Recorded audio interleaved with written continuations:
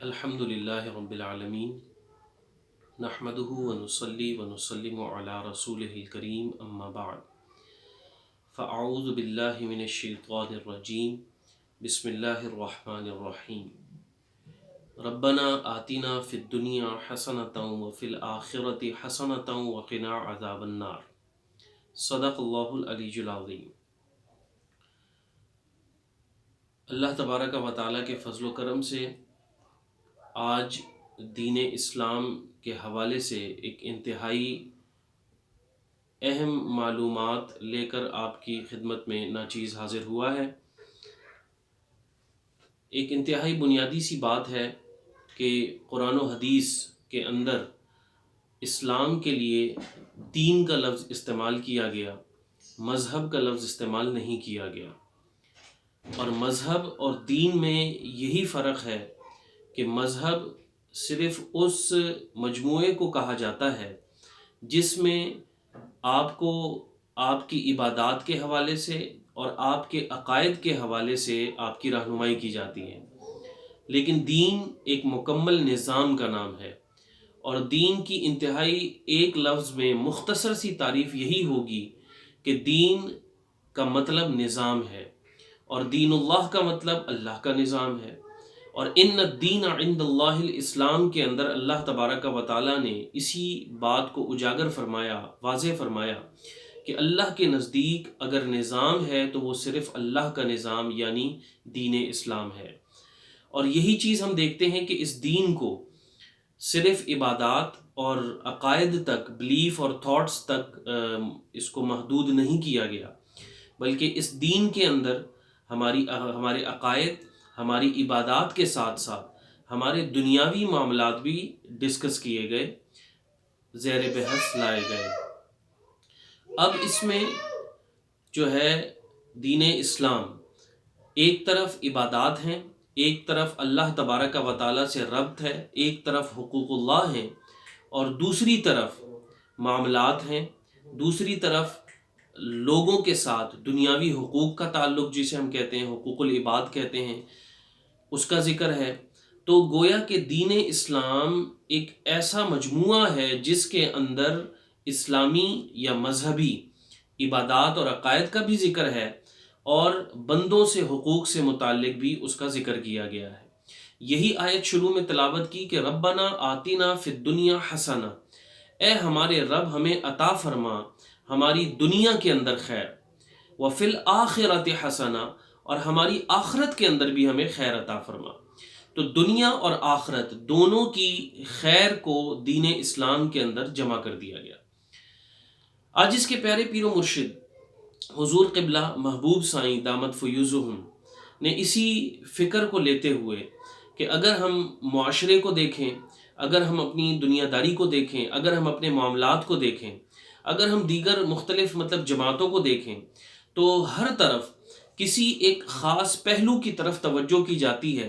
اور دوسرا پہلو اس کے اندر کسی نہ کسی صورت میں اس کے اندر نقص پایا جاتا ہے، یا وہ پہلو رہ جاتا ہے۔ لیکن اللہ والوں کی نگاہ، کیونکہ اللہ والے نبی علیہ الصلاۃ والسلام نے فرمایا اتقوا بفراست المؤمن،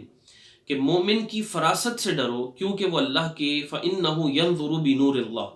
بے شک وہ اللہ کے نور سے دیکھتا ہے۔ اللہ والوں کی نگاہ ہر پہلو پر ہوتی ہے، ہر طرف ہوتی ہے۔ معاشرے کی اصلاح کے حوالے سے مرشد کریم نے آج سے کم و بیش 40 سال پہلے جو بیڑا اٹھایا، اس میں نہ صرف حقوق اللہ کو مد نظر رکھا، بلکہ حقوق العباد کو بھی مکمل طور پر جگہ عنایت فرمائی۔ اپنے ہر بیان کے اندر، ہر کلپ کے اندر، ہر گفت و شنید کے اندر، حضرت والا نے ہر نشست و برخاست کے اندر ایک طرف حقوق اللہ کی طرف توجہ دلائی، تو دوسری جانب حقوق العباد کی طرف عوام الناس کی توجہ دلائی۔ ایک طرف عبادت ریاضت کرنے کا، ذکر مراقبہ کرنے کا درس دیا، تو دوسری طرف اپنے اخلاق اور کردار کو بلند کرنے کا بھی درس عطا فرمایا۔ آج آپ کی خدمت میں خاص طور پر حضرت والا کی ایک ایسی ہی تصنیف جس کا نام مقصود الدنیا والآخرہ، اسی آیت کے ضمن میں جو شروع میں تلاوت کی گئی کہ دنیا اور آخرت کا مقصد کیا ہے، انسان کا اس مقصد کو کیسے حاصل کیا جا سکتا ہے، اس مقصد کو ہم کس طرح اپنی زندگی میں پورا کر سکتے ہیں،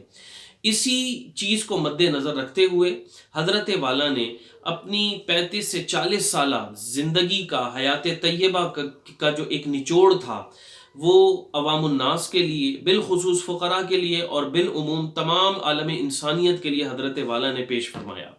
یہ کتاب جو آپ کے پیش نظر ہے، مقصود الدنیا والآخرہ، دنیا اور آخرت کا انسان کا مقصد کیا ہے، حضرت والا نے اس کتاب میں اسی بات کو اجاگر فرمایا ہے، واضح فرمایا ہے۔ اس کتاب کو حضرت والا نے 3 حصوں میں تقسیم فرمایا ہے۔ پہلا حصہ جو اس وقت آپ کے سامنے موجود ہے، یہ حصہ جو مقصود الدنیا والآخرہ کا جلد اول ہے، اس کے اندر حقوق اللہ اور حقوق العباد حضرت والا نے جمع فرمائے ہیں۔ حقوق اللہ کے اندر مختصراً آپ کی خدمت میں اس کی فہرست کو پیش کرنا چاہوں گا، تاکہ ایک آئیڈیا ہو سکے، ایک اندازہ آپ کو لگ سکے کہ حضرت والا نے کتنے خوبصورت پیراہے کے اندر دونوں حقوق کی طرف جو ہے وہ توجہ دلائی ہے۔ حضرت والا نے اس میں ایمانیات کیا ہے، جب ایمان سے ہی حضرت والا نے ابتدا فرمائی، پھر اسلام، پھر اس کے بعد شرک۔ یہاں ایک بات اپنے ذہن میں لازمی طور پر اس کو بٹھا لیں، اس کو سمجھ لیں کہ جو ہمارے حضرت والا کی اس کتاب کی ایک خوبی یہ بھی ہے کہ اس میں ذاتی تجربات اور مشاہدات بھی حضرت والا نے قرآن و حدیث کے ساتھ ساتھ نقل فرمائے ہیں۔ عام طور پر ہمارے معاشرے کے اندر جس طرح فتنہ اور فساد کی آگ ہر طرف پھیلی ہوئی ہے،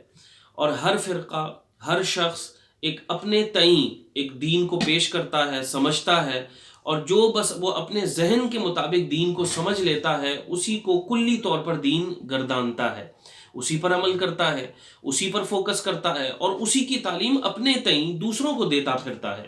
لیکن حضرت والا نے قرآن و حدیث کی روشنی میں اور معاشرتی تقاضے کے بالکل عین مطابق،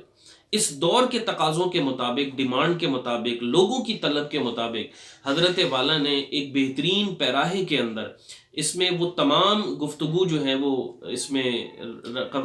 میں رقم فرمائی ہے، جس سے ہمیں اس دور کے مطابق آگاہی بڑے اچھے طریقے سے، اچھے انداز سے مل جاتی ہے۔ تو شرک بڑا اہم موضوع ہے اس دور کے حساب سے۔ حضرت والا نے بڑے شرح و بسط کے ساتھ اس میں قرآن و حدیث کے حوالہ جات، پھر ذاتی تجربات اور دیگر گفتگو جو ہے اس کے اندر نقل فرمائی ہے، رقم فرمائی ہے۔ اسی طرح کلمہ طیبہ اور کلمہ شہادت، یہ سارا کم و بیش ہمارا ایمان کا چیپٹر ہے۔ پھر اس کے بعد نماز کس طرح ادا کرنی ہے، یہ عام طور پر تو ہر شخص جانتا ہے کہ رکوع کرنا ہے، سجدہ کرنا ہے، اتحیات پڑھنی ہے، تشہد میں بیٹھنا ہے، یہ سب ہر شخص جانتا ہے اس کو۔ لیکن اپنی نماز کو معراج کیسے بنانا ہے، نمازی خود کیسے بننا ہے، اس کا علم پہلے ہونا چاہیے۔ تو پہلے اس کا علم، پھر اس کے اوپر عمل، اور پھر اخلاص کی جو کیفیت ہے، خاص طور پر حضرت والا نے اس بک کے اندر نماز کامل کے نام سے ایک الگ چیپٹر جو ہے وہ رقم فرمایا ہے۔ اسی طرح پہلے نماز کا شوق دلانے کے لیے حضرت والا نے پہلے اس کی ترغیب کی حیثیت سے ایسی آیات اور احادیث پیش فرمائی ہیں جن سے ہمیں شوق پیدا ہو، اور اس کے بعد جو تارک نماز ہے اس پر اللہ تبارک و تعالیٰ کا کیا عذاب ہے، وہ کس طرح اللہ اور اس کے رسول علیہ الصلاۃ والتسلیم کی ناراضگی کا سبب بنتا ہے، اس حوالے سے جو ترغیب کی روایات ہیں وہ بھی حضرت والا نے نقل فرمائی ہیں، اور ساتھ ہی ساتھ فقہی مسائل کو بھی بہترین انداز سے جو ہے یہاں پر زیر بحث لایا گیا ہے۔ اسی طرح نماز کے بعد زکوٰۃ کے جتنے احکام ہیں، رمضان شریف کے حوالے سے جو روزے کے جتنے احکام ہیں، پھر روزے کے حوالے سے شب قدر ہے، اعتکاف ہے، تراویح کا اہتمام ہے، نوافل کا اہتمام ہے، رمضان شریف میں جو خاص نوافل کا اہتمام کیا جاتا ہے، صلاۃ التسبیح وغیرہ ہے، یہ ساری چیزیں حضرت والا نے اس میں نقل فرمائی ہیں۔ پھر سب سے اہم موضوع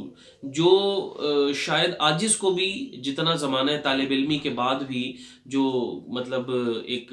محنت کوشش پڑھنے پڑھانے میں رہی، بہت کم کتب کے اندر عید کے حوالے سے گفتگو ملتی ہے، تو حضرت والا نے عید کی حقیقت اور عید الفطر کے حوالے سے بھی جو ہے اس پر خاص گفتگو فرمائی ہے۔